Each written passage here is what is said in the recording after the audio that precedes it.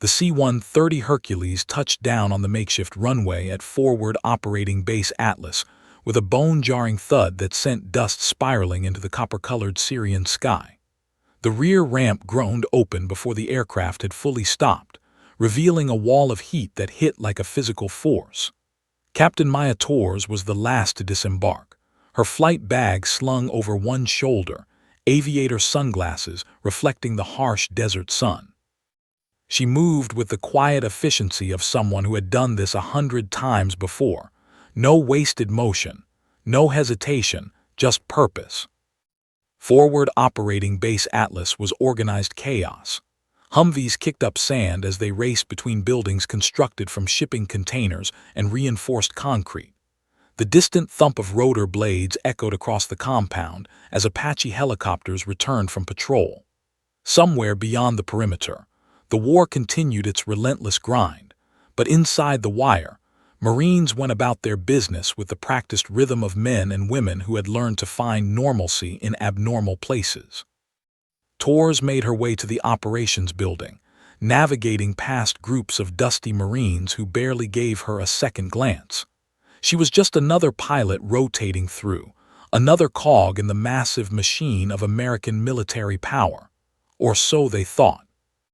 Inside the operations center, the air conditioning provided merciful relief from the 110-degree heat outside. Marine Colonel James Hartwell stood at a large table covered in maps and satellite imagery, his sleeves rolled up to his elbows, salt stains marking his uniform from hours in the heat. At 53, Hartwell had seen 3 wars and more combat than he cared to remember. His weathered face told stories of decisions made under fire, of men lost and battles won. He was reviewing the day's personnel arrivals with his executive officer, Major Sarah Chen. "What do we have for new air assets?" Hartwell asked, not looking up from a reconnaissance report. Major Chen scrolled through her tablet. "One FA-18 pilot, sir, Captain Maya Torres, transferred from, well, it just says classified assignment. No details. She's got top-tier qualifications, though. Naval Academy graduate, Top Gun instructor for 2 years, combat deployments in Afghanistan and Iraq." Hartwell grunted. Another hotshot pilot, just what we need. But something in the classified designation nagged at him. In his experience, pilots didn't just appear from black operations without a reason. The evening briefing came at 1900 hours, as it did every day. The operations center filled with officers from various units, Marine infantry commanders, artillery officers, intelligence specialists, and the handful of pilots stationed at the forward base. The room smelled of coffee, sweat, and the dust that seemed to infiltrate everything in this god-forsaken corner of Syria. Torres entered quietly, finding a spot against the back wall. She was of medium height, athletic build, with dark hair pulled back in a regulation bun. Her green flight suit was freshly pressed despite the journey, and her boots were worn but meticulously maintained. Everything about her suggested competence, but nothing suggested the storm that was about to break. Hartwell ran through the standard briefing, threat assessments, rules of engagement updates, logistics challenges. Then came the part where he introduced new personnel. It was routine, something he'd done 1,000 times. "We've got some new faces joining us," Hartwell announced, his voice carrying the gravelly tone of a lifetime of shouting over aircraft engines and gunfire. "I like to know who's flying in my airspace, so let's go around the room. New arrivals, sound off with your name and call sign." A young Marine lieutenant went first. "Lieutenant James Morrison, sir, call sign Rookie.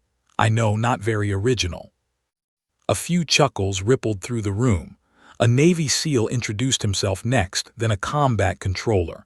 Standard stuff. Then Hartwell's eyes landed on Torres. "Captain, you're up. Welcome to Atlas." Torres straightened, her voice calm and level. "Captain Maya Torres, sir, United States Navy." "Call sign, Captain?" Hartwell asked, already turning to make a note on his roster. There was the briefest pause, barely a heartbeat, but enough that some of the more experienced officers in the room noticed. Phantom 7, sir. The room didn't just go quiet. It went silent in a way that made the air itself feel heavy. Coffee cups froze halfway to lips. A captain who had been slouching in his chair sat bolt upright. Major Chen's tablet slipped from her fingers and clattered on the table. Hartwell's pen stopped moving. He looked up slowly, his eyes locking onto Tor's with an intensity that could have melted steel.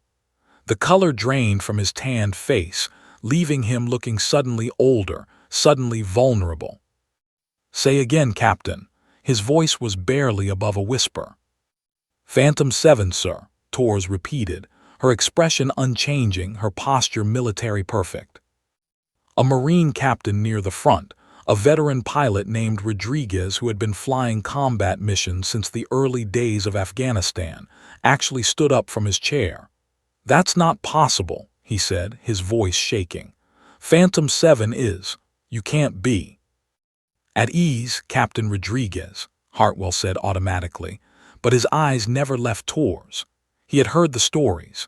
Every military aviator over a certain age had heard the stories.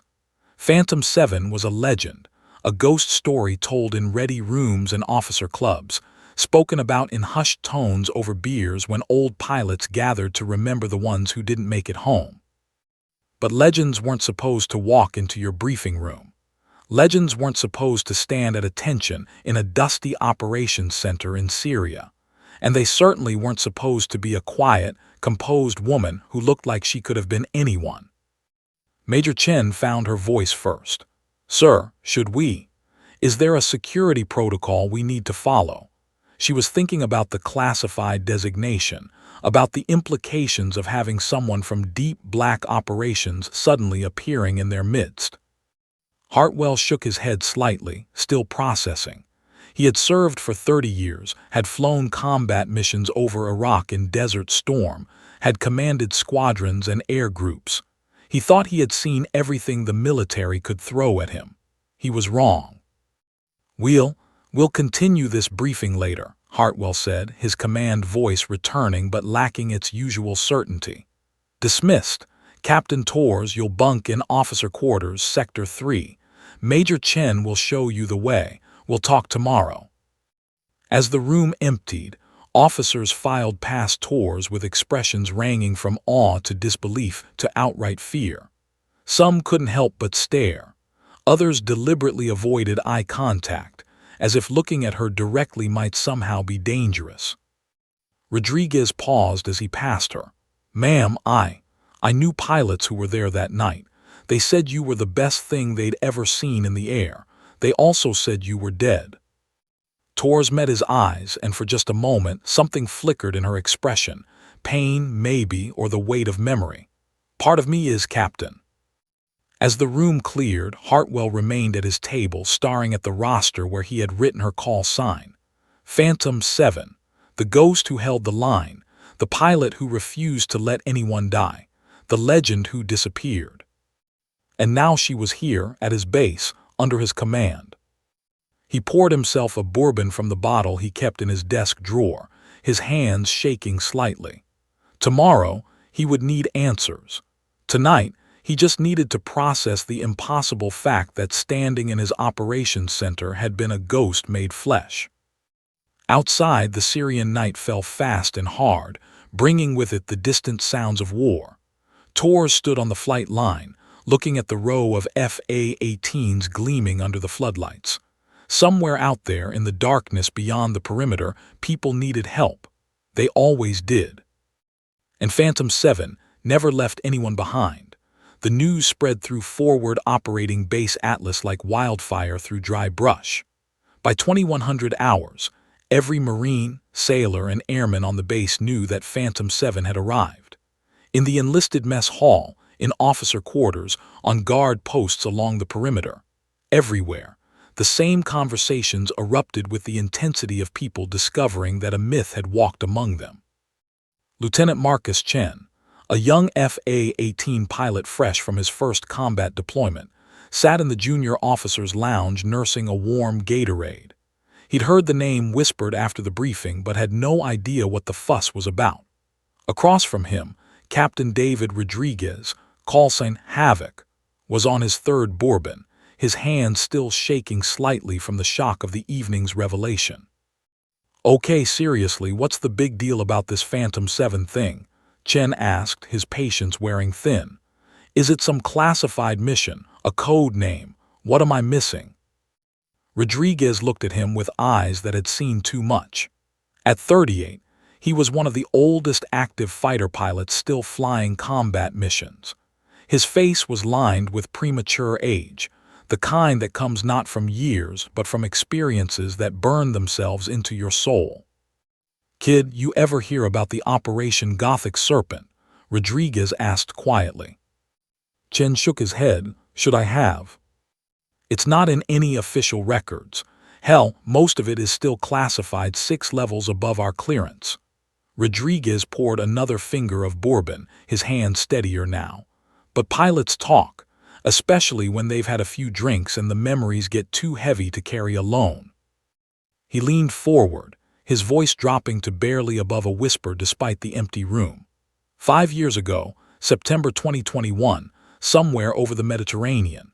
Joint Task Force operation, U.S., British, and French units conducting strikes against a high-value target network that was coordinating terrorist attacks across 3 continents. Intelligence said the target was lightly defended. Intelligence was catastrophically wrong. Chen found himself leaning in, drawn by the gravity in Rodriguez's voice. 7 FA-18 Super Hornets launched from the USS Gerald Ford. 7 of the best pilots the Navy had, Top Gun instructors, combat veterans, people with thousands of hours and dozens of combat missions between them. The package was supposed to hit 3 targets, suppress air defenses, and be home in time for late chow. Rodriguez's eyes went distant, seeing something Chen couldn't. 4 minutes into hostile airspace, they flew into an ambush that had been planned for months. The enemy knew they were coming, had Russian advisors, top-tier SAM systems, the works. It was a killbox designed specifically for American stealth fighters. The first 2 birds went down before anyone knew they were being painted by radar. Just gone. Missile hits so perfect the pilots didn't even have time to eject. Chen felt his stomach tighten. He'd heard stories of missions gone wrong, but something about Rodriguez's tone made this different. Birds 3, 4, and 5 tried to scatter, execute evasive maneuvers. Didn't matter. The SAM operators knew every trick in the book because they'd been trained by people who wrote the book. 3 more aircraft down in 90 seconds. Bird 6, that was Major Tom Harrison, best pilot I ever knew, managed to eject. His chute deployed at 8,000 feet, right in the middle of enemy territory, with hostile forces converging on his position. Rodriguez's voice cracked. He was calling for help on his survival radio, giving his coordinates, trying to sound calm, but you could hear the fear. He knew he was dead. "What about the 7th pilot?"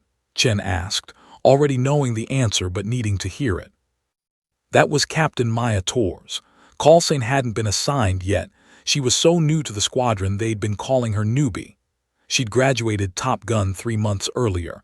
This was her first operational deployment, first real combat mission."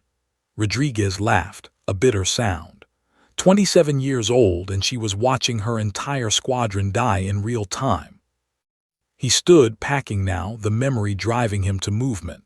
Every protocol said she should have run, should have punched out, gone supersonic, and gotten the hell out of that death trap. The mission was blown. The target was clearly a setup, and staying meant dying. Command was screaming at her to abort, to save herself and the aircraft. "But she didn't," Chen said softly. "No, she didn't." Rodriguez's voice filled with something between awe and sorrow. "She keyed her radio and said 6 words. I'm not leaving them behind." Then she went dark on command frequency and proceeded to wage a one-woman war against an entire integrated air defense network. He pulled out his phone, scrolling to a folder Chen suspected he'd looked at many times. "I've got a friend in naval intelligence who owed me a favor. He showed me the satellite imagery, classified as hell, could get us both court-martialed just for me having it. But I needed to see it, needed to know it was real." Rodriguez turned the phone toward Chen. The images showed thermal signatures, aircraft tracks, and explosion markers overlaid on terrain maps. She used terrain masking that flight instructors would call impossible, flying 100 feet off the deck through mountain valleys at 600 knots. She deliberately exposed herself to draw SAM fire, then mapped every launch position. Once she had them located, she went hunting. His finger traced the lines on the screen. 12 SAM sites. She destroyed every single one, but she didn't stop there. Enemy QRF Quick Reaction Force was racing toward Harrison's position. She strafed their convoy with her cannon, bought him time. Then 3 Syrian fighters scrambled to intercept her. Kid, she was flying a bird already damaged by SAM shrapnel, low on fuel, almost out of ordnance. She splashed all 3 fighters. Chen stared at the screen, trying to comprehend the impossible geometry of the flight paths. How long did she hold out? 41 minutes, Rodriguez said. 41 minutes of continuous combat against impossible odds. She coordinated the rescue operation, talked Harrison and the other 3 ejected pilots through survival procedures, marked enemy positions, destroyed targets, evaded missiles, and fought off fighters, all while flying an aircraft that should have fallen out of the sky. When the rescue birds finally arrived, Marine CH-53s with Cobra escorts, she was down to fumes and emergency power. She shepherded them in, provided overwatch while they extracted all 4 downed pilots, then barely made it back to the carrier. When she landed, her FA-18 had over 200 holes in it. Maintenance said it was unflyable. She'd flown it for 41 minutes of combat. Rodriguez sat back down heavily. The debrief lasted 3 days. Every intelligence agency you've never heard of was there. The mission was classified beyond top secret. The pilots she saved were quietly awarded medals in closed ceremonies and tours. What happened to her? Chen asked. She requested immediate transfer. Didn't want the medals, didn't want the recognition. At the memorial service for the 2 pilots who didn't make it out, their families approached her. They'd heard what she did, how she risked everything to save the others. They asked her what her call sign was. Rodriguez's eyes glistened. She said she didn't have one yet. And one of the mothers, Captain Jennifer Rios' mother, she looked at tours and said, 7 aircraft went out, 7 souls at risk. You're the Phantom, the 7th one, the one who brought our children home. That's your call sign now. Phantom 7, and you carry them forward. The room fell silent except for the hum of the air conditioning and distant generator noise. After that, Rodriguez continued, tours disappeared. Black operations, classified assignments, missions that don't officially exist. Some people said she died on a classified op. Others said she'd had a breakdown, that the guilt of being the only one who came back unscathed destroyed her. Most of us thought she was just a legend, a story that grew in the telling. Chen looked toward the door, thinking about the quiet woman who had stood in the briefing room. But she's real. She's real, Rodriguez confirmed. And she's here, which means something bad is coming because they don't pull legends out of the shadows unless the mission is impossible. Outside, the Syrian night deepened. In her quarters, Tours sat on her bunk, staring at a photograph she kept in her wallet. 7 pilots in flight suits, arms around each other, smiling before a mission. She touched each face gently, her lips moving in silent words, a ritual she performed every night. Phantom 7 never forgot, and she never stopped flying for 8. Dawn broke over forward operating base Atlas with the subtlety of a hammer strike. The sun climbed above the horizon, turning the sky from purple to orange to the harsh, bleached blue that promised another day of punishing heat. Colonel Hartwell had been awake for 3 hours, sitting in his office with cold coffee and a decision that was tearing him apart. The communication had come in at 3:47 hours, a priority flash message that made his blood run cold. Marine Force Reconnaissance Team Shadow 23 was in serious trouble. They'd been inserted 70 miles inside enemy territory 3 days ago to gather intelligence on a suspected chemical weapons facility. The mission had been going smoothly until 12 hours ago when they'd stumbled onto something they weren't supposed to find. a major enemy staging area for an offensive that could destabilize the entire region. Now they were compromised, pinned down, and running out of time. Hartwell spread the mission briefing materials across his desk: satellite imagery, communications intercepts, threat assessments. Every piece of intelligence screamed the same thing: this was a suicide mission. The area around the trapped Marines was a fortress of overlapping air defense systems.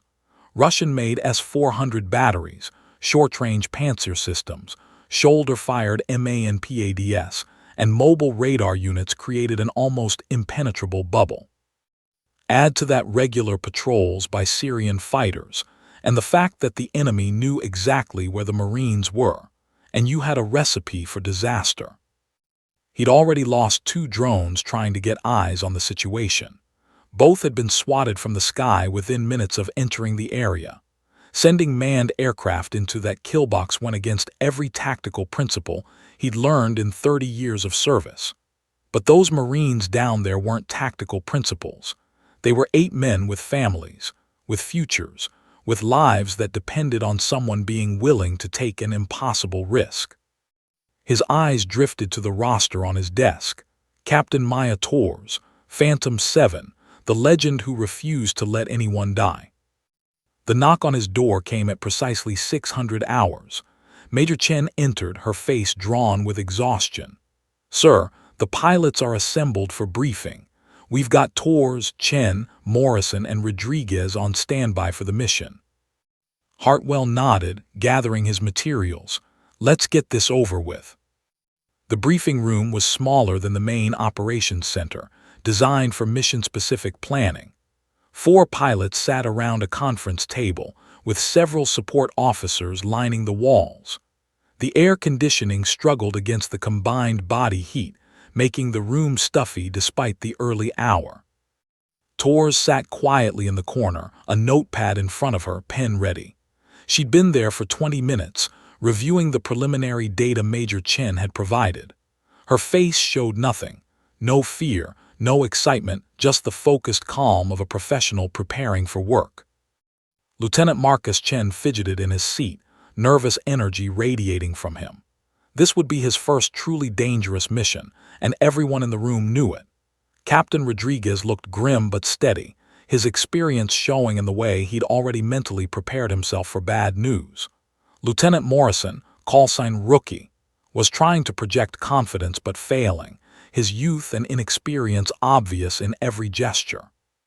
Hartwell entered and the room snapped to attention. "Seats," he commanded, moving to the front where a large screen displayed a satellite map of eastern Syria. "What I'm about to brief is classified secret. Nothing leaves this room." He pulled up the imagery, showing the terrain where Shadow 2-3 was trapped. At 3:30 hours, we received a distress call from a force recon team operating in Sector 7 Delta. 8 Marines, surrounded by enemy forces approximately 70 miles inside hostile territory. They have wounded, they're low on ammunition, and they've got enemy armor moving to their position. We have approximately 6 hours before they're overrun. The room remained silent as Hartwell overlaid the threat assessment. Red circles bloomed across the map like a deadly rash, each one representing an air defense system or enemy position. "Jesus," Morrison whispered, then caught himself. "Sorry, sir." "Don't apologize for speaking the truth, Lieutenant," Hartwell said grimly. "This is as bad as it gets. We've got confirmed S-400 batteries here, and here." He pointed to positions forming a triangle around the Marine location. Panzer short-range systems filling the gaps, multiple MANPADS teams. Syrian fighters on quick reaction alert at an airbase 30 miles north. The enemy knows our people are there, and they're bringing everything they have to bear. Rodriguez leaned forward, studying the map with a professional eye. "Sir, what's the ceiling for effective operation? If we go high, we're sitting ducks for the S-400s. If we go low, we're in range of everything else." "There is no safe ceiling, Captain," Hartwell admitted. "This is a no-win scenario from a tactical standpoint, which is why I'm only asking for volunteers. Nobody has to take this mission." Lieutenant Chen Marcus, not Major Sarah, raised his hand tentatively. Sir, what about standoff weapons? Can't we hit them from outside the air defense envelope? Not precise enough. Tors spoke for the first time, her voice cutting through the tension with quiet authority. The Marines are too close to enemy positions. Standoff weapons have a circular error probability that could endanger friendlies. This requires close air support, danger-close precision strikes. She looked directly at Hartwell. It requires someone to go in. Morrison let out a nervous laugh. With all due respect, that's suicide. One aircraft against that kind of integrated air defense. The pilot would be dead before they got within weapons range. Not necessarily, Tors said calmly, making notes on her pad. SAM systems have limitations. The S-400 has a minimum engagement altitude of about 30 feet and struggles with fast-moving targets in terrain. The Pantsir has a blind spot in the radar coverage during system repositioning. And the fighters, they're predictable. Syrian pilots are well-trained, but they follow doctrine rigidly. Rodriguez stared at her. You're talking about flying nap of the earth through a mountain valley at max speed, threading the needle between SAM sites, timing your approach to exploit system limitations that last maybe 30 seconds, and doing it all while enemy fighters are hunting you. Ma'am, that's not a mission. That's a death wish. Tors met his eyes.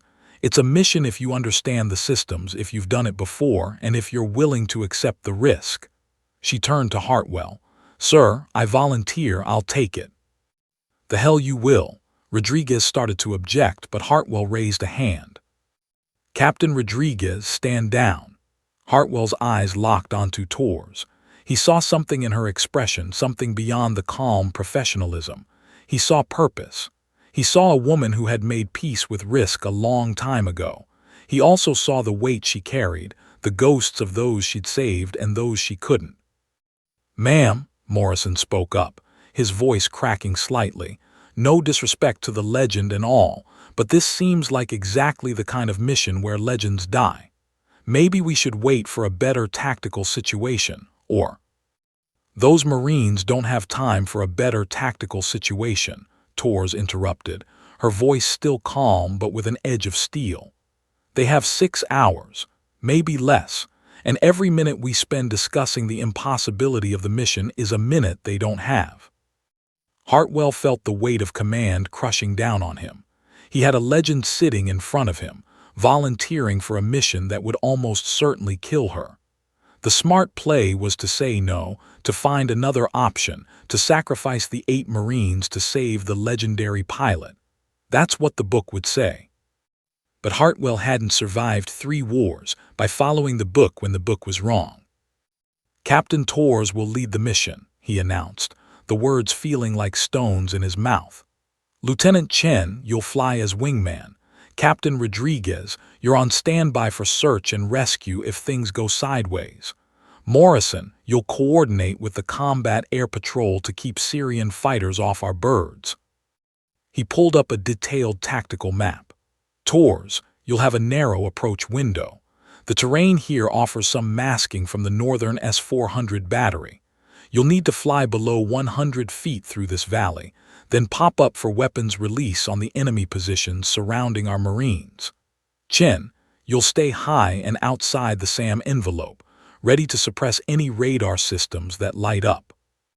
Marcus Chen's face had gone pale. Sir, I'm not sure I can. You can stay outside and provide support, Lieutenant, Hartwell said firmly. Captain Tors will handle the close-in work. Tors was already studying the tactical approach, her mind clearly running calculations. Time on target. The extraction bird, a Marine CH-53, will be in position in 5 hours. You'll need to clear the landing zone and suppress enemy forces for at least 10 minutes to allow extraction. Understood. Tors made more notes, her hands steady.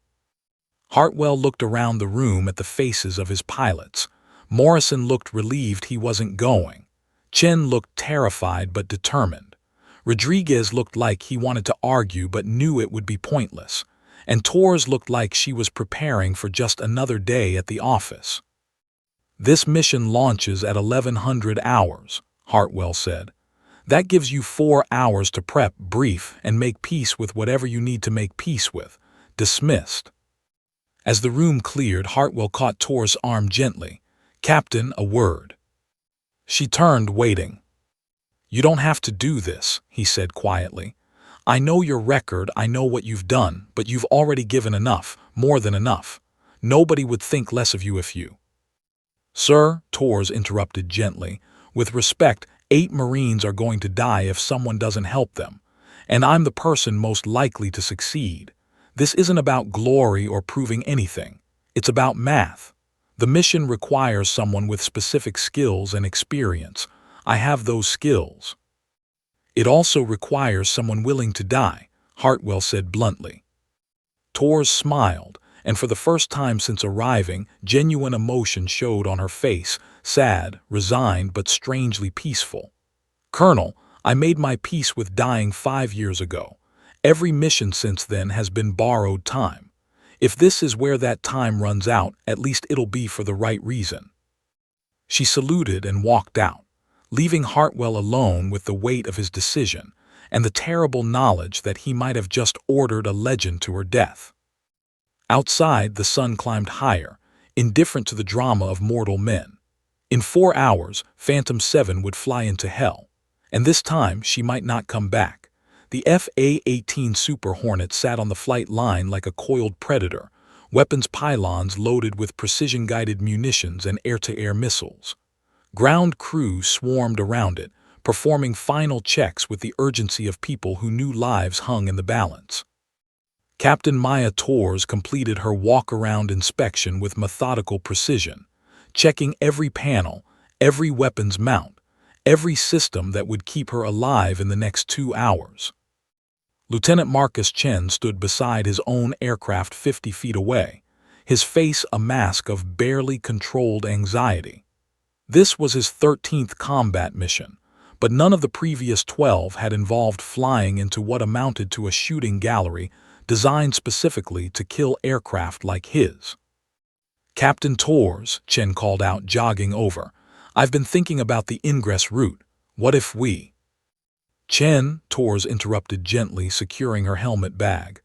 "The plan is sound. You stay high outside the SAM engagement envelope. I go low, use terrain masking. You watch the radar picture, call out threats. Simple." "Simple," Chen repeated hollowly. "Right, except for the part where you're flying through a valley with SAM sights on both sides that can swat you out of the sky." Tors looked at him, really looked at him, and saw herself 5 years ago, young, eager, terrified, but trying not to show it. "Marcus, listen to me. Your job is not to be a hero today. Your job is to be my eyes in the sky and make it home to tell the story. Understood?" He nodded, swallowing hard. "Understood, ma'am." "Good." She placed a hand on his shoulder. "Trust your training, trust your aircraft. And if things go sideways, you bug out immediately. No heroics. Those Marines need someone to come back and send help if I can't complete the mission." At precisely 1100 hours, both FA-18s roared down the runway and clawed their way into the crystalline blue sky. In the operations center, Colonel Hartwell stood before a bank of monitors showing real-time data feeds from satellites, drones, and the aircraft themselves. Major Sarah Chen coordinated the combat air patrol, search and rescue assets, and communication links. Every person in the room understood they were watching something that would either become another legendary chapter in Phantom 7's story, or a tragedy that would haunt them forever. "Phantom 7, Phantom 8, you are cleared hot," the air controller announced. "Godspeed." Tors' voice came back cool and professional. "Phantom 7 copies, commencing ingress." The 2 aircraft screamed eastward, eating up miles of desert terrain. At 30,000 feet, Marcus Chen could see the entire theater of operations spread below him like a lethal board game. His radar warning receiver remained relatively quiet. Up here, he was outside the effective range of most of the air defense systems. But Tors' aircraft, now beginning its descent into the Valley system, was about to enter a completely different world. Phantom 7 is descending to attack altitude, Tors reported, her aircraft nosing down toward the deck. Hartwell watched the altitude readout on her aircraft drop precipitously, 20,000 feet, 15,000, 10,000. She was diving at a rate that would terrify most pilots, using gravity to build speed for what came next. At 2,000 feet above ground level, Tors pulled level and streaked into the Valley system at 580 knots. The world compressed into a blur of rock faces and shadows. She flew with the instincts of someone who had done this before, reading the terrain, using every fold in the ground to mask her approach. Her radar warning receiver started chirping, multiple search radars painting her, trying to get a lock. Phantom 8, I'm holding multiple search radars, Chen reported from above. No lock yet. Copy, Tors replied, her voice steady despite pulling G-forces that would gray out less experienced pilots. She jinked left, following a canyon branch that cut deeper into enemy territory. In the operations center, a junior officer stared at the feed in disbelief. Sir, her altitude is reading 87 feet AGL. That can't be right. It's right, Rodriguez said quietly, standing behind the officer. He'd insisted on being present, watching the legend work one more time. She's terrain masking, flying low enough that ground-based radar can't get a clean lock through the terrain clutter. Suddenly, Chen's voice crackled with urgency. Phantom 7, multiple threats lighting up, I'm counting 6. No, 8 SAM radars going active. They know you're coming. Tors' response was immediate and calm. Expected, Phantom 8 stay high and clear. What happened next would be analyzed in classified briefings for years to come. Tors deliberately increased altitude, rising from the protective valley floor to 500 feet, making herself visible to the air defense network. It was the aviation equivalent of standing up in a firefight. Insane, suicidal, and exactly what she intended. Missile launch, Chen screamed. Phantom 7, you're spiked. SAM inbound from your 3 o'clock. Tors yanked her aircraft into a 9G turn, dumping chaff and flares. The missile, a Russian-made 9M96, streaked past her canopy close enough that she could see the Arabic markings on its fuselage. But she didn't run. Instead, she steadied her aircraft, locked onto the radar emissions from the SAM site that had fired, and pickled a HARM anti-radiation missile. The missile leaped off her wing pylon and rode the radar emissions like a bloodhound following a scent. 8 seconds later, the SAM site vanished in a fireball visible on satellite imagery. One down, Tors reported calmly. Chen marked that position. SAM site destroyed, grid reference 38T FE7734. Holy shit, someone breathed in the operations center. But there was no time to celebrate. 2 more SAM sites opened fire, their missiles corkscrewing toward her. Tors dropped back into the valley, the missiles unable to follow her into the terrain. She was forcing them to reveal themselves, mapping the air defense network by making herself the bait. Phantom 7, this is Shadow 2-3. A new voice crackled on the emergency frequency, the trapped Marines. We see your contrails. Enemy forces are repositioning to counter your approach. Tors checked her tactical display. The Marines were 12 miles ahead, pinned down on a ridgeline with enemy armor converging on their position. Shadow 2-3, Phantom 7, sit tight, I'm coming to you. Ma'am, we've got wounded. Staff Sergeant Rodriguez took shrapnel, and Corporal Murphy has a sucking chest wound. We can't hold much longer. The name Rodriguez hit Tors like a physical blow. The same last name as Captain David Rodriguez, one of the pilots from 5 years ago. Not related, probably just coincidence, but the universe had a cruel sense of timing. Shadow 2-3, I will get you out. Mark your position with IR strobes. Another missile launch warning screamed in her cockpit. This time, 3 missiles from different directions, a coordinated attack designed to give her no escape route. Tor's hands moved with practiced precision, executing a vertical climb that brought her nose pointed straight up.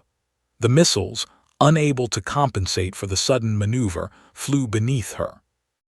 At the apex of the climb, she rolled inverted and dove back into the valley, spotting 2 more SAM sites. Her targeting pod locked onto them both. Fox 3, Fox 3. 2 more HARM missiles streaked away. But something was wrong. Her radar warning receiver was going insane, more contacts than she'd seen even 5 years ago. The enemy wasn't just defending, they were adapting, bringing in mobile SAM units she hadn't accounted for. Phantom 7, Phantom 8, Chen's voice was tight with stress. I've got multiple fast movers inbound from the north. Syrian fighters, probably MiG-29s. They're on an intercept course with you. Time to intercept. 4 minutes. Tors ran the math in her head. 4 minutes to reach the Marines, suppress enemy positions, and set up for the extraction. And now she'd have to deal with enemy fighters too. The mission was rapidly approaching impossible. Phantom 8, you need to get out of here, Tors commanded. Those MiGs see you on radar. Return to base. Negative, Chen shouted, surprising everyone including himself. I'm not leaving you alone. It was exactly what Tors would have said 5 years ago, and exactly what she didn't want to hear now. Chen, that's an order. A missile slammed into Chen's aircraft without warning, a long-range shot from an S-400 battery that had been silent, waiting for the perfect opportunity. His FA-18 shuddered, warning lights illuminating his cockpit like a Christmas tree. I'm hit, Chen's voice was pure panic. Engine fire, hydraulic failure. Eject, Tors commanded. Negative, I can still fly. I'm not leaving you. Lieutenant, you will return to base immediately. Tors' voice cut through his panic with command authority. You're no good to me or those Marines if you're dead. RTB now. In the operations center, Hartwell watched Chen's aircraft limping away, trailing smoke. The young pilot was struggling to keep the damaged bird airborne, but he was heading west, toward safety. That left Tors alone. Exactly like 5 years ago. Hartwell's hands gripped the edge of the console. She's alone in there, he said quietly. Rodriguez nodded, his face grim. She's always been alone. That's what makes her Phantom 7. She's the one who stays when everyone else is gone. On the tactical display, Tors' aircraft icon continued deeper into hostile territory, surrounded by red symbols representing threats. Enemy fighters closing from the north. SAM sights lighting up all around her. And somewhere ahead, 8 Marines running out of time. Tors keyed her radio. Shadow 2-3 Phantom 7, I'm 2 minutes out, give me targets. The Marine forward observer's voice came back, steady despite the chaos around him. Phantom 7, we've got T-72 tanks, Grid 38 TFE-7856, and infantry and BTR-80s at Grid 38 TFE-7862. Danger close, repeat, danger close. We're 200 meters from both positions. 200 meters. In aviation terms, nothing. One slight miscalculation and she'd hit the Marines instead of the enemy. Tors checked her weapons load, precision-guided bombs, perfect for close support if you had steady hands and nerves of steel. Copy, danger close, Tors acknowledged. Keep your heads down, Marines. Phantom 7 is coming in hot. She punched through the valley entrance at 620 knots, the enemy positions visual. Her targeting pod locked onto the tanks, solution computed, weapons armed. Behind her, somewhere in the sky, Syrian MiG-29s were hunting. Around her, SAM systems were tracking. Ahead of her, Marines were dying.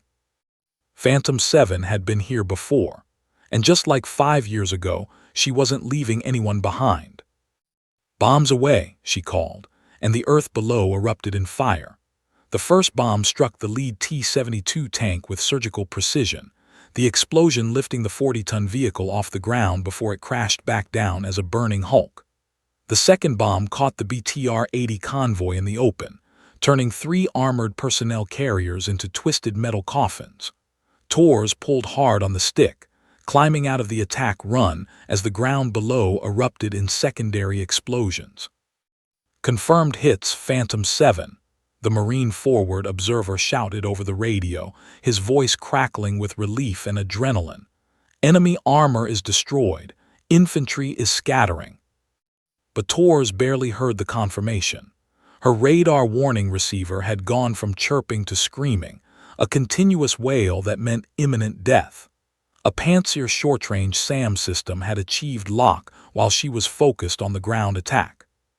Missile launch, she called out, more for the record than anything else. There was no one left to help her. The SA-22 missiles came in pairs, designed to overwhelm countermeasures. Tors dumped chaff and flares, pulling into a punishing 8G turn that made her vision tunnel and her flight suit's G-force bladders inflate painfully around her legs and abdomen. The first missile bought the chaff deception and detonated harmlessly. The second didn't. The explosion wasn't a direct hit. Those were invariably fatal. Instead, the missile's proximity fuse detonated 30 feet from her aircraft, sending thousands of tungsten fragments into her starboard side at supersonic velocity. The FA-18 shuddered violently as shrapnel ripped through hydraulic lines, severed control cables, and punctured fuel cells. Warning klaxons erupted in the cockpit like a symphony of death. Master caution lights, fire warnings, hydraulic pressure dropping, flight control degradation. The aircraft was telling her in every way possible that it was dying. Phantom 7 is hit, Tors reported, her voice tight but controlled as she fought the stick. Starboard hydraulics failed, flight controls degraded, fuel leak in progress. In the operations center, Hartwell felt his heart stop. Tors, abort, get out of there now. Negative, came the immediate reply. Marines still need cover. Extraction bird is 3 minutes out. Captain, your aircraft is critically damaged, Hartwell shouted into the microphone. You've done enough, let someone else. There is no one else, sir.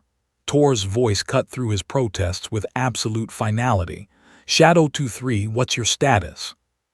The Marine forward observer came back on, and Tors could hear the chatter of automatic weapons fire in the background. Phantom 7, enemy infantry is regrouping for another assault. We've got maybe 5 minutes before they overrun our position. We need continued air support. Tors checked her weapons inventory through the damaged systems. 2 missiles left, cannon ammunition at 60%, and an aircraft that was hemorrhaging hydraulic fluid and fuel. The manual reversion flight control system was engaged now, meaning she was essentially flying a severely wounded bird through muscle memory and willpower alone. Her mind flashed back unbidden to another mission, another cockpit, 5 years ago. She'd been watching her squadron die around her, listening to their voices on the radio, some professional to the end, others screaming, one simply going silent mid-sentence when his aircraft exploded. She remembered Major Tom Harrison's voice, steady despite the fear, calling out his coordinates after ejecting, trying to joke about the Syrian hospitality while enemy forces closed in on his position. Hey newbie, he'd said, using the call sign that would die with that mission, don't do anything stupid trying to save us. We knew what we signed up for. She'd keyed her mic and said the words that would define the rest of her life. I'm not leaving you behind. 4 pilots had lived because she'd refused to accept the impossible. 2 hadn't made it, Captain Jennifer Rios and Lieutenant Michael Chen, no relation to Marcus. Both killed before they could eject. She could still see their faces from the pre-mission briefing, young and confident, believing in the invincibility of American air power. They'd been wrong, and she'd carried that weight every single day since. Shadow 2-3, I've got you covered, Tors said now, her voice carrying the same absolute conviction it had 5 years ago. Give me targets. The Syrian MiG-29s appeared on her threat display, 3 of them, vectoring in from the north at high speed. Professional pilots, flying in proper formation, using their radar to coordinate the intercept. Under normal circumstances, Tors would have been confident in her ability to handle them. But these weren't normal circumstances. Her aircraft was crippled, her defensive systems were compromised, and she was already deep in enemy territory with no support. The lead MiG locked her up with his targeting radar. The tone in her headset changed, the distinctive warble that meant an enemy pilot had her in his sights and was about to fire. Tors made a decision that would have gotten her court-martialed in any training scenario. Instead of evading, she turned directly toward the enemy fighters, accelerating into a head-on merge at closing speed that exceeded 1,200 knots. The MiG pilot, startled by the aggressive maneuver from a damaged aircraft, hesitated for a fraction of a second.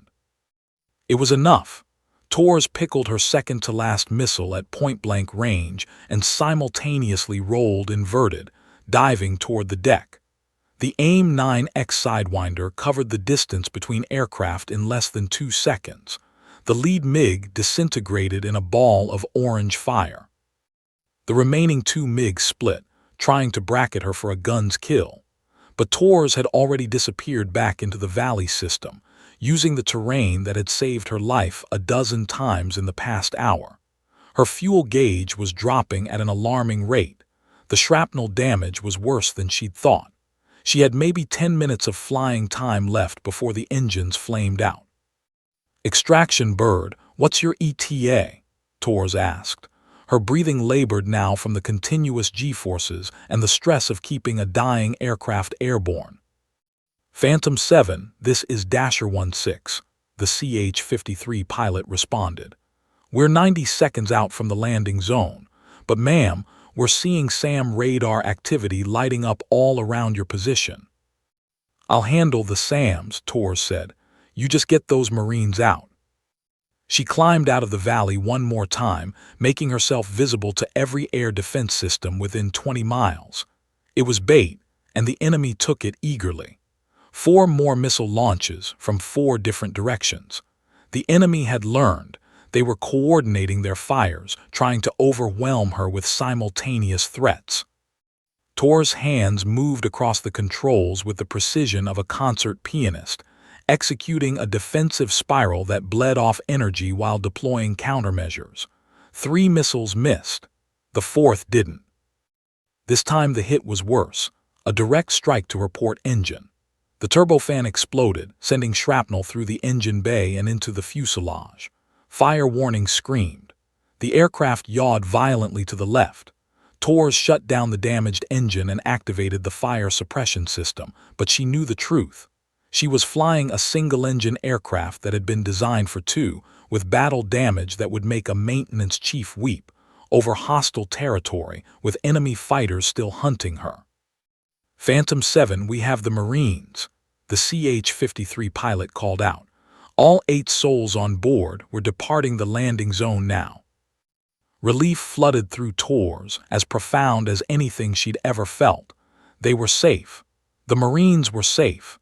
8 men would go home to their families because she'd been willing to risk everything. "Roger, Dasher 16, she acknowledged. "Get them home safe." "Ma'am, what about you? We can set up a trap operation, get you extraction support." "Negative. I'm headed back to base." She didn't mention that back to base was 60 miles away and her aircraft was on fire, losing fuel and might not stay airborne for another 5 minutes. Colonel Hartwell's voice cut in, heavy with emotion. "Tors, give me your aircraft status."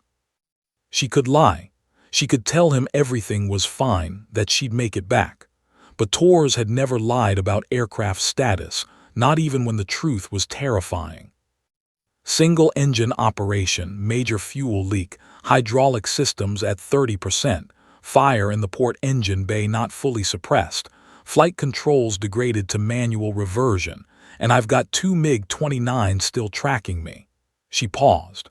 "But the Marines are safe, sir. Mission accomplished." In the operations center, Hartwell closed his eyes. Every indicator said Tors wasn't coming home. The math was simple and brutal. Her aircraft couldn't survive the flight back, and she was still in enemy airspace with hostile fighters hunting her. "Captain," Hartwell said quietly, "you've done enough, more than enough. If you need to eject, we'll mount a rescue operation." "Sir, this aircraft is carrying classified avionics worth $40 million in technology that took a decade to develop. If I eject over enemy territory, all of that falls into hostile hands." Her voice was calm, almost peaceful. "I'm bringing her home or putting her down somewhere safe. Those are the only options." It was classic Tors. Even facing death, she was thinking about the mission, about protecting American technology, about doing the job right. The fuel gauge hit critical. 5 minutes, maybe less. Tors turned west, toward friendly territory, nursing the dying FA-18 through the sky. Every instinct screamed at her to eject while she still had altitude, while she could still guarantee a safe bailout. But Phantom 7 had never taken the safe option. Not 5 years ago, and not today. "Shadow 2-3, she called to the Marines one last time. "This is Phantom 7. You boys get home safe, you hear me?" The forward observer's voice came back, thick with emotion. "Ma'am, Staff Sergeant Rodriguez wants you to know. His older brother was Captain David Rodriguez. He was one of the pilots you saved 5 years ago. Said to tell you thank you from our whole family." Tors felt tears sting her eyes for the first time in years. The universe wasn't cruel after all. It was giving her a gift, the knowledge that the sacrifice 5 years ago had rippled forward, that the pilot she'd saved had lived to have a family, to have a younger brother who became a Marine. "You tell your brother," Tors said softly, "that it was my honor, and you stay safe out there, Rodriguez, that's an order." The remaining fuel gauge hit 0. The single working engine began to sputter. Phantom 7 was going down. The only question was where, and whether she'd survive the landing. But 8 Marines were safe, and sometimes that was enough. The engine sputtered once, twice, then steadied into a rough idle that wouldn't last. Tors checked her position, 42 miles from friendly territory, descending through 8,000 feet with one engine barely running and 2 enemy fighters closing fast. The mathematics of survival were simple and unforgiving. She had minutes before the engine quit completely, and the MiG-29s would reach firing position in less than that. "All aircraft, Phantom 7 is engaged defensive," she transmitted, her voice still preternaturally calm despite the chaos. It was protocol, letting everyone know she was in a fight for her life, not that anyone could help her now. The lead MiG pilot was good, she'd give him that. He was positioning for a high-side gun attack, using his altitude advantage while his wingman swung wide to cut off her escape route. Classic Soviet doctrine, executed with precision. They thought they had her trapped. They were partially right. Tors watched her threat display, timing the geometry. Her damaged FA-18 couldn't turn like it once could, couldn't accelerate, couldn't climb worth a damn. But she had something the MiG pilots didn't have: 5 years of impossible situations and the willingness to do what sane pilots wouldn't consider. At the last possible second, she chopped the throttle completely and deployed her speed brakes. The FA-18 decelerated so violently that her harness cut into her shoulders. The lead MiG, committed to his attack run at 500 knots, shot past her like a freight train missing a car stalled on the tracks. Tors lit the afterburner on her one remaining engine, a desperate gamble that consumed her last reserves of fuel. The sudden acceleration caught the wingman by surprise. She pulled nose-high, bleeding speed for altitude and fired her last AIM-9X missile at point-blank range. The Sidewinder's motor ignited with a roar. The MiG pilot saw it coming, tried to evade, but he was too close and Tors had fired from an angle that gave him nowhere to go. The missile impacted just behind the cockpit. The MiG exploded in a shower of debris that Tors had to fly through, shrapnel pinging off her canopy like deadly rain. In the operations center, the room erupted in shouts. "She got him! She got the second MiG!" But Rodriguez wasn't celebrating. His eyes were locked on the fuel readout from Tor's aircraft. "She's out of gas. That afterburner burn took the last of it." As if confirming his words, Tor's voice came over the radio, still impossibly calm. "Phantom 7 is flameout. Gliding." The word gliding sent a chill through everyone listening. A fighter jet wasn't designed to glide. It was designed to use engine thrust to stay airborne. Without power, Tor's was flying a 20-ton brick with wings. The remaining MiG pilot was furious now, his 2 wingmen dead, his pride wounded. He came around hard for a gun's kill, his 30 cannon armed and ready. Tor's saw him lining up in her mirrors.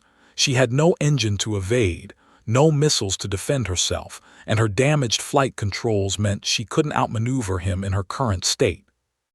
"Come on then," she whispered to herself, watching the MiG close the distance. "Let's see if you're as good as you think you are." She waited until the last possible second, until she could practically see the Syrian pilot's face through the canopy, then executed a maneuver that defied everything in the tactical manual. She pulled the stick into her lap and simultaneously rolled, entering a flat spin that sent her aircraft tumbling through the sky like a falling leaf. The MiG pilot, expecting her to try to dive away or turn, had committed to a firing solution that suddenly had no target. His cannon shells tore through empty air where Tor's had been a heartbeat before. By the time he recovered and repositioned, Tor's had used the spin to reverse course, pointing back toward the Syrian fighter. The 2 aircraft passed canopy to canopy at a combined speed exceeding 800 knots, so close that Tor's could see the enemy pilot's eyes widen in shock. She had no weapons left, no engine, and was in a barely controlled spin. But the psychological effect was devastating. The MiG pilot flinched, overcorrected, and entered a departure from controlled flight that sent his aircraft into an unrecoverable flat spin. Tor's watched in her mirrors as the Syrian pilot ejected, his parachute blossoming as his MiG tumbled toward the earth. "3 for 3, she muttered, then returned her attention to the critical problem of not dying in the next 5 minutes. She'd recovered from the spin but had lost precious altitude in the process. Now at 4,000 feet and descending at 1,200 feet per minute, she scanned the horizon for options. Ahead, maybe 30 miles out, she could see the shimmer of friendly territory. But 30 miles might as well have been 300. She'd impact the ground long before reaching safety. "Phantom 7, Dasher 16, the CH-53 pilot called. "We're clear of the combat zone. Ma'am, we can turn back, set up for." "Negative, Dasher, you get those Marines home, that's an order." Tor's checked her altimeter, 200 feet. "I've got this." She didn't have this. Everyone listening knew it, but admitting defeat had never been in Tor's vocabulary. Hartwell's voice cut through, heavy with the weight of command and something else, genuine fear for someone he barely knew but deeply respected. "Captain Tor's, I'm looking at your position. There's a coalition airstrip 23 miles southwest of your location. It's rough, barely maintained, but it's got a runway." Tor's pulled up the navigation data, 23 miles. She ran the calculations in her head, altitude, glide ratio, wind conditions. The math was close, brutally close. She'd have one chance at the approach, no engine for a go-around, no margin for error. "I see it, sir, making my approach." What followed was a masterclass in dead-stick flying. Tor's used every thermal, every updraft, every trick she'd learned in thousands of hours of flight time to stretch her glide. She flew the damaged aircraft with surgical precision, trading airspeed for altitude when she had it, diving to build speed when she needed it, reading the sky like a book only she could understand. At 800 feet, the airstrip came into view, a strip of cracked concrete in the middle of nowhere, probably built decades ago and barely maintained since. It looked impossibly short, impossibly narrow, but it was there. "Gear down," Tor's announced, lowering her landing gear manually since the hydraulics were shot. 3 green lights, at least something was working. At 400 feet, she could see the runway clearly now. Cracks spiderwebbed across the concrete. Debris littered the sides. And it was even shorter than she'd thought, maybe 4,000 feet total, less than half the length she'd need under normal circumstances. But there was nothing normal about this situation. "Phantom 7 on final," she reported, her voice steady despite the sweat pouring down her face. "No engine, single approach, field in sight." In the operations center, every person had stopped breathing. Rodriguez gripped the console so hard his knuckles were white. Hartwell stood rigid, watching the drone feed that showed Tor's damaged FA-18 limping toward the tiny airstrip. "She's coming in too fast," someone whispered. She was. Without engine power to adjust her speed, Tor's was committed to the energy state she had. And she had too much. The FA-18 streaked toward the runway at 190 knots, at least 40 knots faster than safe landing speed. Tor's saw the numbers, knew the physics. The landing was going to be catastrophic, but catastrophic didn't mean fatal, not if she did everything exactly right. The main wheels touched down halfway down the runway with a screech that could be heard for miles. Tor's stomped on the brakes, what was left of them, and felt the anti-skid system fighting to keep the aircraft from sliding. The nose gear slammed down hard enough to crack the strut. Metal screamed against concrete as the damaged aircraft decelerated at forces that threatened to tear it apart. The end of the runway rushed toward her at terrifying speed. Beyond it, sand and rocks that would rip the aircraft to pieces. Tor's had one option left. She jerked the aircraft hard right, deliberately collapsing the damaged landing gear, spinning the FA-18 sideways in a controlled ground loop that bled off the remaining energy. The aircraft shrieked across the concrete, throwing sparks, shedding pieces of itself, disintegrating in slow motion. The right wing separated at the root. The tail section crumpled. The canopy cracked but held. And then, miraculously, impossibly, the tortured aircraft slid to a stop 20 feet from the end of the runway, surrounded by a cloud of dust and the acrid smell of burning metal. For 5 seconds, there was absolute silence on all radio frequencies. Then Tor's voice, shaky but alive. "Phantom 7 is down. Aircraft destroyed, pilot safe." The operations center erupted in cheers, grown men crying, officers hugging each other in relief and disbelief. Hartwell sagged against the console, a prayer of thanks on his lips. Rodriguez just stared at the drone feed showing the smoking wreckage, shaking his head in wonder. "She did it again," he whispered. "That crazy, magnificent woman did it again." Tor's popped the canopy and climbed out onto what was left of her aircraft's wing, her legs shaking with adrenaline crash. She was bleeding from a cut over her eyebrow, bruised from the impacts, and pretty sure she'd cracked at least one rib. But she was alive. More importantly, 8 Marines were safe.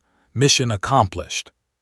She sat down on the wreckage, ensuring the classified equipment was secured even as pain radiated through her body, and waited for the rescue bird that was already en route. Above her, the Syrian sky was impossibly blue, indifferent to the drama that had just played out beneath it. Phantom 7 had flown into hell and come back. Again. The first thing Maya Torres did after climbing out of the wreckage wasn't check her injuries or call for help. She pulled herself across the crumpled wing section and began methodically destroying the classified avionics systems that hadn't already been damaged beyond recognition. With a survival knife from her vest, she smashed circuit boards, severed fiber optic cables, and ensured that even if enemy forces somehow reached this remote airstrip, they'd find nothing but useless scrap metal. Her hands were shaking now, not from fear but from the adrenaline crash that came after 2 hours of sustained combat flying. Blood dripped from the cut above her eyebrow, blurring her vision in one eye. Her ribs screamed with every breath, suggesting fractures. Her left shoulder felt wrong, possibly dislocated from the impact. But her hands kept working, methodical and precise, until she was satisfied that American technology was secure. Only then did she allow herself to sit down heavily on the twisted metal, her back against what remained of the fuselage, and let out a long, shuddering breath. The silence of the Syrian desert was profound after the chaos of the cockpit. No alarms, no warning tones, no missile launch warnings. Just wind, the ticking of cooling metal, and the distant sound of her own heartbeat pounding in her ears. She tilted her head back against the wreckage and closed her eyes. 8 Marines were safe. Staff Sergeant Rodriguez, brother of the pilot she'd saved 5 years ago, was heading home to his family. Lieutenant Chen had made it back despite his damaged aircraft. The mission was complete. So why did she feel so empty? The sound of rotor blades brought her back to the present. Tors opened her eyes to see a U-60 Black Hawk helicopter settling onto the far end of the airstrip, rotors kicking up a dust storm. She tried to stand, made it halfway up, and fell back down with a gasp as her ribs protested violently. "Stay down, ma'am." A Navy corpsman was suddenly there, having sprinted across the runway. He was young, maybe 22, with the kind of earnest face that made Tors feel ancient despite being only 32. "Don't try to move. Let me check you out first." "I'm fine," Tors said automatically, then grimaced as the corpsman gently probed her ribs.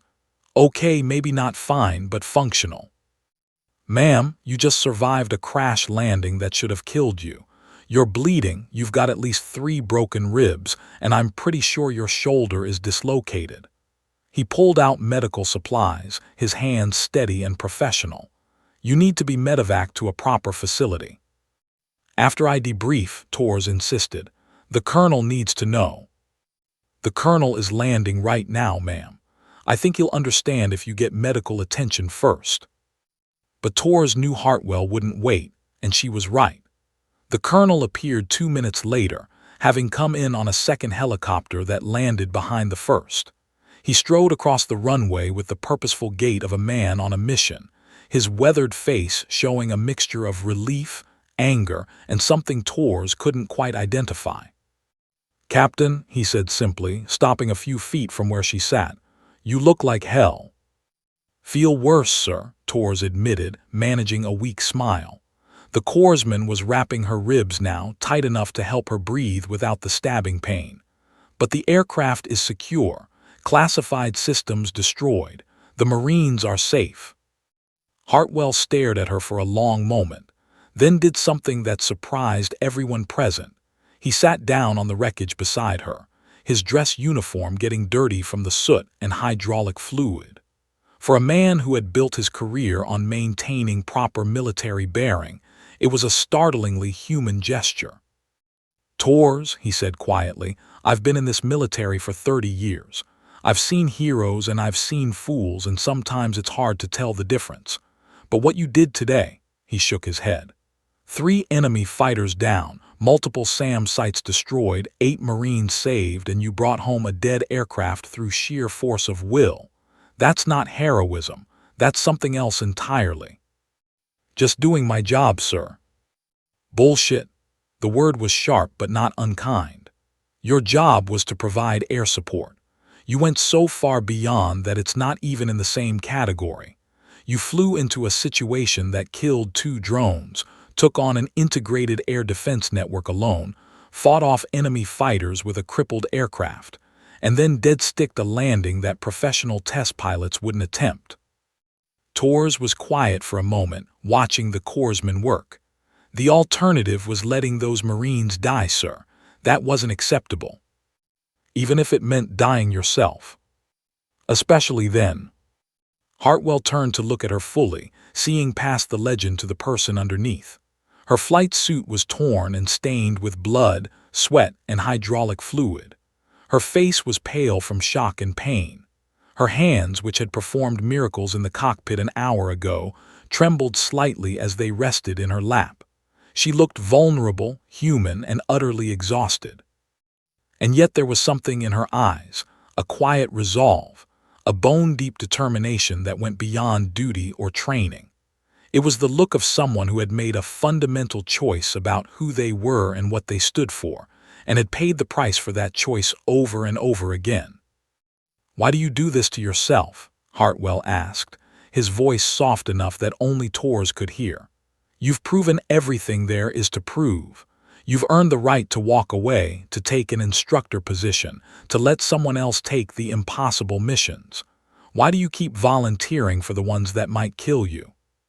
Tors was silent for a long moment, staring out at the desert landscape. When she spoke, her voice was barely above a whisper. "Because 5 years ago, 6 pilots died and I lived. Because I was the one who came home when better pilots didn't. Because every time I fly, I carry them with me, their hopes, their families, their unfinished business." She turned to meet Hartwell's eyes. "Those Marines today. Staff Sergeant Rodriguez is the younger brother of one of the pilots I saved back then.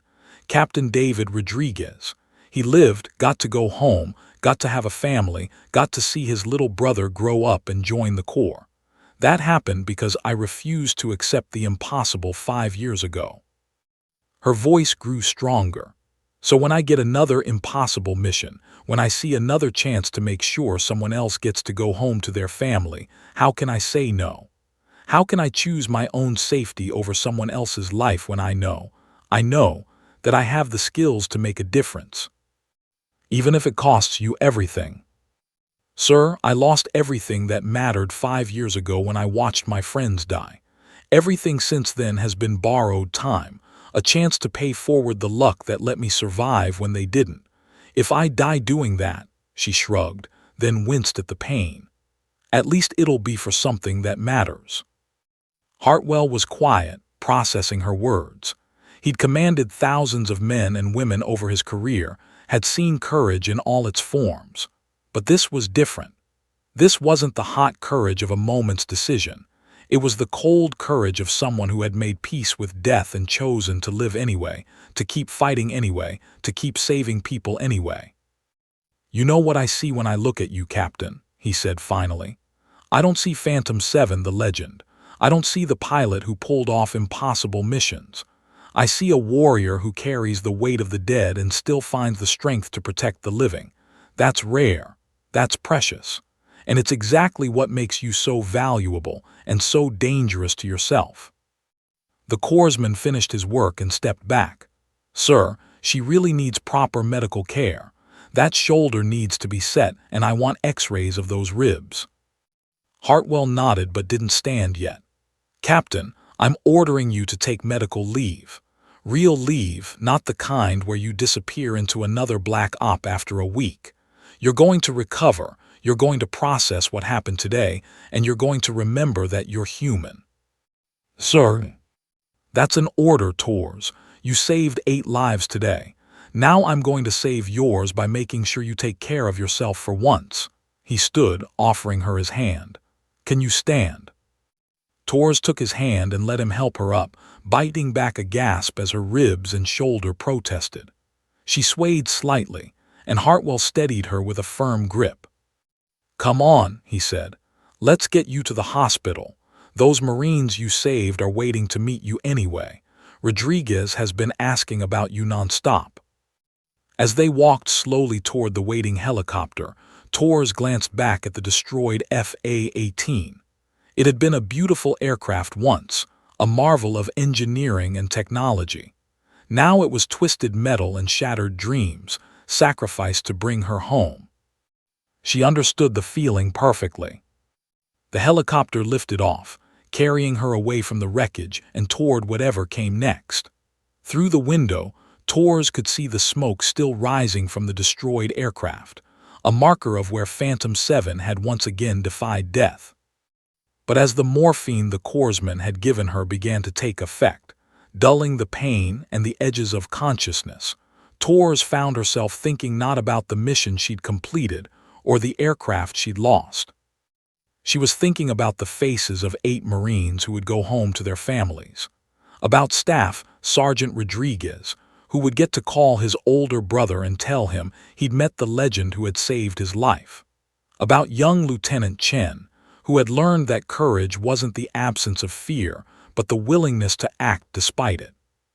And for the first time in 5 years, Maya Torres allowed herself to feel something other than guilt and obligation. She felt proud. The medical facility at Forward Operating Base Atlas was a far cry from a proper hospital, but it was clean, well-staffed, and infinitely better than bleeding out in the Syrian desert. Torres lay in a recovery bed, her ribs wrapped, her shoulder relocated and immobilized, her face stitched and bandaged. The morphine had worn off enough that she could think clearly, but the pain remained a constant companion, a reminder that she was still alive, still breathing, still here when so many others weren't. The door opened and Colonel Hartwell entered, carrying 2 cups of coffee. He changed out of his dusty uniform into fresh fatigues, but his face still showed the strain of the day's events. He handed her one of the cups and pulled up a chair beside her bed. "Doctor says you'll make a full recovery," he said. "6 weeks minimum before you're cleared to fly again, probably longer." 6 weeks, Torres repeated, staring into the coffee. 6 weeks of sitting still, of not flying, of not being useful. It felt like a prison sentence. They sat in companionable silence for a moment. Outside, the base continued its rhythm, helicopters coming and going, vehicles moving supplies, the endless machinery of war grinding forward. But in this small room, there was peace. "Those Marines you saved are asking to see you," Hartwell said finally. "Staff Sergeant Rodriguez especially. He's been camped outside the medical facility for 3 hours. Torres felt a knot form in her throat. "I don't know if I can face them, sir." "Why not? You're a hero to them. You risked everything to bring them home." "That's exactly why." Torres set down the coffee cup, her hand shaking slightly. "Sir, can I tell you something? Something I've never told anyone outside of official debriefings." Hartwell leaned forward. "Of course." Torres took a deep breath, organizing thoughts she'd kept buried for 5 years. "After the mission where I lost my squadron, after I somehow managed to bring 4 pilots home while 2 died, I was a wreck. The Navy wanted to give me medals, wanted to make me the poster child for American air power. But all I could think about was Captain Jennifer Rios and Lieutenant Michael Chen, the 2 who didn't make it." Her voice cracked slightly. "Jennifer was planning her wedding. She'd shown me pictures of the dress she'd picked out. Michael had a 3-year-old daughter who called him every night before bed. And they died while I lived, even though I wasn't better than them, wasn't smarter or more skilled. I just got lucky." Hartwell stayed quiet, letting her continue. "The Navy held a memorial service at Naval Air Station Oceana. Private ceremony, mostly family and squadron members. I didn't want to go, couldn't face those families knowing their loved ones died while I survived. But my commander ordered me to attend." Torres closed her eyes, seeing it all again. Jennifer's mother was there, this tiny woman with her daughter's eyes. Michael's wife held their little girl, who kept asking when Daddy was coming home. A tear slipped down Torres' cheek. "After the service, both families approached me. They'd been briefed on what happened, knew that I'd fought for 41 minutes to save everyone I could. I expected anger, resentment, questions about why I lived when their family members didn't. But that's not what happened," Hartwell guessed quietly. "No, sir. Jennifer's mother took my hands and thanked me. Thanked me for trying, for saving the others, for not giving up. Michael's wife told me that the other pilots who survived had explained everything, how I'd refused to run, how I'd put myself in impossible danger to give them a chance."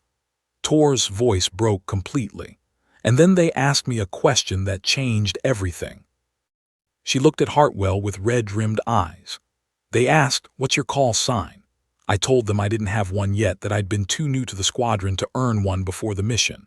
And Jennifer's mother, her name was Maria, she looked at me with such intensity and said, 7 aircraft went out, 7 souls at risk. You're the Phantom, the 7th one, the one who wouldn't let our children die alone. That's your call sign now, Phantom 7.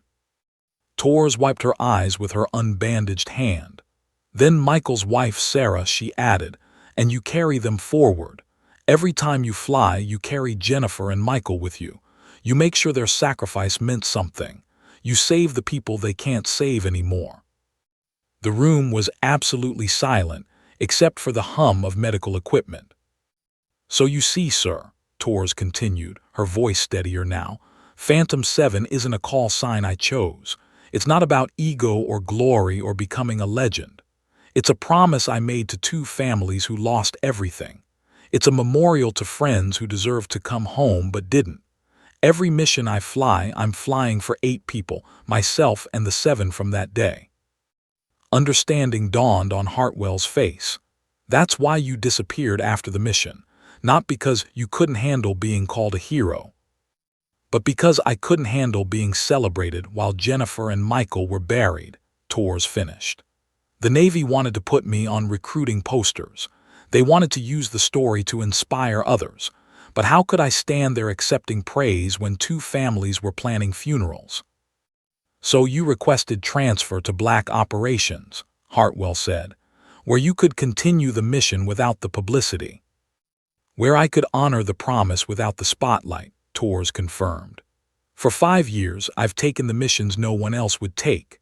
The impossible ones, the dangerous ones, the ones with terrible odds.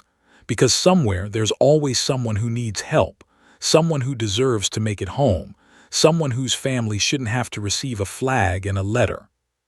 She met Hartwell's eyes. "That's why I couldn't abort today's mission, sir.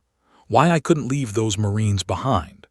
Because I made a promise to Maria and Sarah that their loved one's sacrifice would mean something, that I would use every skill, every ounce of training, every bit of luck I have to make sure other families don't experience what they did."